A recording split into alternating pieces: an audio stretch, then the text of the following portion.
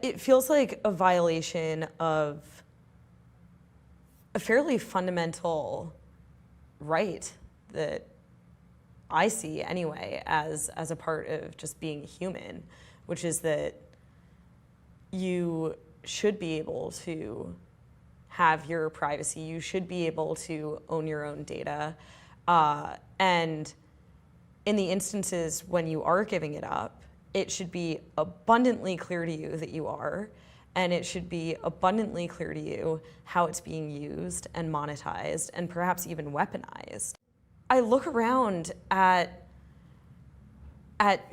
just my family, my friends, people who don't work in technology, people who do and who are deeply educated about this, and it feels like across the board there's just this sense of, well, this is inevitable. There's nothing we can do about it at this point. It's a lost cause. And I sincerely hope that's not the case. I believe that's not the case. So I'll be the first to say I'm not your standard everyday cryptocurrency libertarian. I do, in many ways, believe that regulation can be a force for good. I believe that KYC-AML has its place.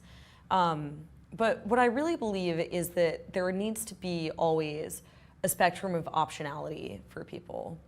And what I mean by that is that, if I want to be able to store some of my wealth, for instance, in such a way that I am directly custodying it, that no one else knows about it, that the government or the banking system is unaware, then I want to have mechanisms for doing that.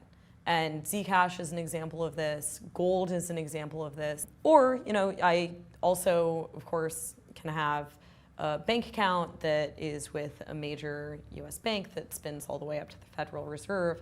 And I think that there's a place for both. And I think that, again, the important thing is that I have that spectrum of optionality. And I think that the same thing goes not just for sort of your wealth or your money, which is, of course, what we tend to talk about in cryptocurrency, but also for your data. But I should also have options to be able to surf the web that don't demand me handing over my data.